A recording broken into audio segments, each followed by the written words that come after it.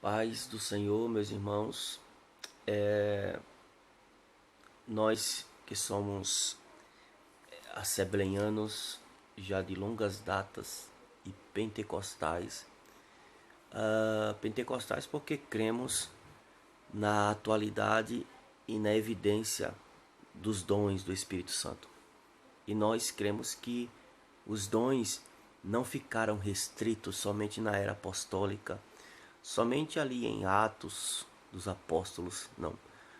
Como ensinou Paulo às igrejas, a igreja de Corinto e a igreja de Éfeso, nós cremos na atualidade dos dons espirituais, na variedade de língua, dom de profecia, discernir os espíritos, o dom da fé, dom de curas e assim por diante. E nós cremos também, nós temos também o nosso segmento de interpretação bíblica. E nós cremos no arrebatamento da igreja. Se você não crê, nós respeitamos isto. Mas nós cremos, somos cristãos, porque haverá um arrebatamento, pois não valeria a pena ser cristão. Não é verdade? E nós temos esperança no arrebatamento da igreja.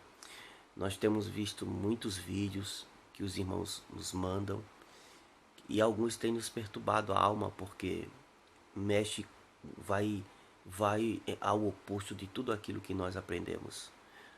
Os textos que os mesotribulacionistas, aqueles que acreditam que a igreja vai até a metade dos 3 anos, dos 7 anos, depois ela será tirada pelo Senhor. Outros nem acreditam, gente grande, mestres da palavra, nem eles não creem em arrebatamento. Eles dizem que o arrebatamento é uma farsa. E eles dizem que o arrebatamento é um ensinamento, uma doutrina que veio ali em meados do século XX, porque muitos antigos nem tocavam e nem acreditaram. O que eles acreditavam era na segunda vinda do Senhor, pública e visível para todos. Mas eles dizem, os mestres hoje dizem que, mestre entre aspas, que o Senhor Jesus não virá, não terá uma vinda secreta, ou seja, o rapto da igreja, o arrebatamento. Eles dizem que isso aí não tem base bíblica. E eles usam os textos que nós usamos como base bíblica para dar as suas interpretações e afirmarem que não haverá arrebatamento. Um dos textos que eles usam, e é um texto, um dos textos que está na carta de Paulo à igreja de Tessalônica, um dos textos mais mal compreendidos é esse. Eu queria que você, se esse assunto lhe interessa, segunda carta de Paulo aos Tessalonicenses, capítulo 2, no 1 ao 12, eu vou ler porque somente no versículo 1 nós temos dois eventos, paralelos, diferentes. Ora, irmãos, rogamo-vos, olha o que está escrito aqui, ó. Ora, irmão, rogamo-vos pela vinda de nosso Senhor Jesus Cristo e pela nossa reunião com Ele. Então, Paulo está dizendo, rogamo-vos pela vinda do Senhor. Esta vinda é a parousia, é a vinda pública do Senhor, que está escrito em Apocalipse, que diz que todo olho da terra o verá, até mesmo aqueles que o transpassaram. Esta vinda, sim, é uma vinda pública e visível. Mas ele fala da nossa reunião com ele. Ele fala da nossa reunião. E que reunião é essa? Então eles leem esse texto e passam batido. Eles esquecem-se. E não adianta colocar a nossa reunião com ele junto da vinda. Essa reunião com ele nós cremos que é algo peculiar, algo particular do noivo para com a noiva, tá certo? Até porque na primeira carta de Paulo à igreja de Tessalônica, capítulo 5, você vai ver que o apóstolo diz, eu vou ler para você o capítulo 5 da primeira carta, depois nós voltamos, muito assunto, num vídeo não dá, já estamos aqui em 5 minutos de gravação. Não dá porque o assunto é muito vasto, mas eu queria colocar o meu pensamento, a interpretação bíblica para os irmãos entenderem. O capítulo 5 diz assim da primeira carta, que, ora irmãos, acerca dos tempos e estações não necessitais de que vos escreva, porque nós mesmos sabeis muito bem que o dia do Senhor será como ladrão. Esse dia também é a vinda, parousia, a vinda pública, não é arrebatamento. Não é arrebatamento. Mas ele fala de algo aqui que ele deixa a igreja isenta da grande tribulação. Ele separa a igreja da grande tribulação. Ele não coloca a igreja na grande tribulação, como muitos intérpretes estão fazendo hoje. E ele diz assim, porque o Senhor virá como ladrão de noite, né? Pois que quando disserem a paz, a segurança, então lhes sobrevirá. Ele está falando dos 3 anos e meio primeiro da falsa paz. Aí depois, quando dizerem a paz, sobrevirá repentina destruição, como as dores daquela que está de parto, e de modo nenhum escaparão. Mas nós, aqui ele fala para a igreja, ele não está falando para Israel. A grande tribulação é uma consequência do que disseram em Mateus. Eu quero ler para vocês Mateus capítulo 27 de Mateus, depois a gente volta nesse texto. Mateus capítulo 27, me acompanhe na sua Bíblia aí. Capítulo 27 de Mateus e o versículo 24, quando Jesus ele está sendo ali julgado por Pilatos, no versículo 24. Então Pilatos, vendo que nada aproveitava, antes o tumulto crescia, tomando água, lavou as mãos diante da multidão e disse: estou inocente do sangue deste justo. Considerai isto. Então a multidão, os judeus, disseram assim, e respondendo todo o povo disse: o seu sangue caia sobre nós e sobre os nossos filhos. Então o sangue, a grande tribulação, ela tem como por finalidade uma disciplina para Israel, para separar Israel, tá certo? Como se separa o joio do trigo. Então a grande tribulação é para Israel, não é para a igreja. E se não é para a igreja, nós cremos em um arrebatamento. Voltando lá para a primeira carta de Paulo aos Tessalonicenses, o capítulo 5, eu estou no versículo 4. Mas nós, irmãos, vós, irmãos, para a igreja, vós, irmãos, que não estáis em trevas, para que aquele dia não vos surpreenda como um ladrão. Então o Senhor Jesus ele não virá como ladrão para a igreja, e sim para Israel. Tá certo? Porque todos vós sois filhos da luz, a igreja, e filhos do dia. Você é filho do dia. Você não é filho das trevas. Você não é filho da noite. Você é filho do dia. A grande tribulação não é para você. Sois filhos do dia. Nós não somos da noite nem das trevas. Aí ele aconselha-nos: não durmamos como os demais, mas vigiamos e sejamos sóbrios. Então o versículo 8 diz: mas nós que somos do dia, a igreja, tá certo? Sejamos sóbrios, vestindo-nos da couraça da fé e do amor, e tendo por capacete a esperança da salvação. Você está entendendo? A esperança da salvação. Agora o versículo 9 é extraordinário. Refuta esta ideia de que não haverá arrebatamento e de que a igreja vai passar pela grande tribulação. O versículo 9 diz assim: porque Deus, eu vou filmar aqui para você ver. Porque Deus não nos destinou para a ira, mas para a aquisição da salvação por nosso Senhor Jesus Cristo. Tá certo? Está aqui, voltando para a segunda carta, o capítulo 2, eles confundem a vinda do Senhor com a nossa reunião com Ele. Porque Paulo disse isso um dos irmãos, há muitos anos atrás, ele me indagou, me questionou acerca desse texto aqui, porque esse texto aqui é muito mal compreendido por eles.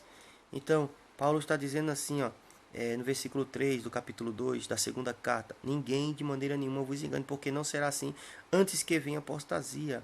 E se manifeste, lógico que antes da segunda vinda haverá. Uma coisa que eu concordo muito, mesmo com os pós e os meso-tribulacionistas, é que eles estão certos nesse quesito, nessa questão. É que eles dizem que essa questão de duas fases não existe mesmo. Isso aí foi uma maneira que alguns mestres que nós amamos achou por bem para explicar de uma maneira mais enfática, mas acabou atrapalhando, porque quando eu digo que ele vai vir em duas fases, eu dou a entender que ele vem, arrebata a igreja, volta para o céu e não. Nós temos que nos lembrar da cidade, da descida da cidade. A segunda vinda é uma só? É uma só. Mas a cidade está descendo e a noiva vai ser introduzida dentro da cidade. Nós nos encontraremos com ele nos ares. O versículo 4 diz: o qual se opõe e se levanta contra tudo que é Deus, que se chama Deus e que se adora, de sorte que se assentará como um Deus no templo de Deus, tá certo? Querendo parecer Deus. E aqui no versículo 7, já o mistério da injustiça opera. Somente, por que eles não falam sobre isso? Por que eles não falam no versículo 7? Porque somente há um que o detém. O anticristo não pode se manifestar enquanto o Espírito Santo estiver na terra, enquanto a noiva do Cordeiro estiver na terra. As bodas do Cordeiro eram para Israel, mas eles rejeitaram, e a igreja assumirá e receberá essa honra, esta dádiva, esse presente de Deus, as bodas do Cordeiro, tá certo? Então nós cremos no arrebatamento. E outro texto que eles não entendem é a primeira carta de Paulo aos Coríntios 15:51, que diz assim: eis que vos digo um mistério, nem todos nós dormiremos, mas todos seremos transformados. Por que eles não falam sobre essa transformação no momento, no abrir e fechar de olhos, ante o soar da última trombeta? Porque a trombeta soará e os mortos ressurgirão incorruptíveis, porque quando isso que é corruptível se revestir da incorruptibilidade, e isto que é mortal se revestir da imortalidade, então cumprir-se-á a palavra que está escrita: tragada foi a morte pela vitória, tá certo? Então ele diz: no momento, né, nós nos transformaremos. Haverá uma apoteose, haverá uma metamorfose tremenda. Os mortos com os vivos que morreram na esperança da vinda do Senhor, e também aqueles que estão vivos para a vinda do Senhor. O Senhor não deixará sua noiva passar pela ira, porque Deus não nos destinou para a ira, tá certo? Então também a primeira carta de Paulo, o capítulo 4, ele diz: não sejam ignorantes acerca daqueles que já dormem, para que não vos entristeçais como aqueles que não têm esperança, porque cremos. Olha o que Paulo falou: porque cremos.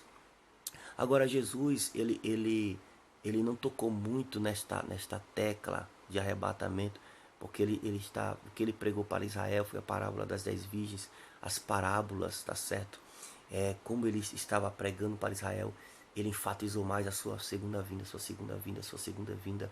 Como nos dias de Noé, assim será também a vinda do Filho do Homem. Como o relâmpago que se mostra no ocidente, se manifesta no oriente, assim será a vinda. Então ele bateu muito nessa tecla da sua segunda vida iminente. Mas nós cremos que haverá um arrebatamento. Nós cremos. Se eu não creio que haverá um arrebatamento da igreja do Senhor, eu também não creio no arrebatamento de Elias. Eu também não creio que Enoque foi tomado pelo Senhor. Tá certo? Então, esses pseudos mestres também, eles dizem, eles usam os textos, né, irmãos, para tentar se opor à doutrina bíblica e paulina do arrebatamento. Eles dizem que Ló foi salvo da grande tribulação em Sodoma e Gomorra, mas foi salvo de dentro dela. Eles usam uma preposição grega chamada ek, que é tirados para fora, está em Apocalipse 13:10. Meu querido, a igreja do arrebatamento é Filadélfia, não é Esmirna. Jesus está falando para a igreja de Esmirna. Eles passaram uma tribulação muito grande naquele período, os imperadores, tá certo? E no versículo 10 a expressão grega é ectes horas tu perasmu. Não está tríplice tribulação, está perasmu, que é tentação, que é provação. Não está tribulação. Que significa tirados para fora. Só que as preposições não dominam os casos. Aqui nós temos o tes, o que ele perde a força por causa da partícula tes, que tes horas perasmu, eu te livrarei da hora. Já está nos dando uma ideia de livramento, mas eu não vou falar sobre isso, porque foi uma carta para a igreja de Esmirna. Você está entendendo? A igreja da era apostólica.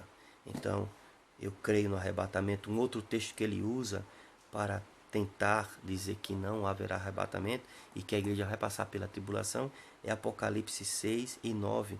Na abertura do sexto selo, e havendo aberto o sexto selo, vi as almas debaixo do altar. Não é a igreja, essas almas são os mártires. São os mártires que participarão da segunda ressurreição. Os mártires que foram mortos, tá certo? Que estão sendo mortos, que serão mortos na grande tribulação. Então essas almas, elas que João vê, né, e vi debaixo de tais almas, não é a igreja, não é a igreja. Ele diz, pelo amor da palavra de Deus e por amor do testemunho.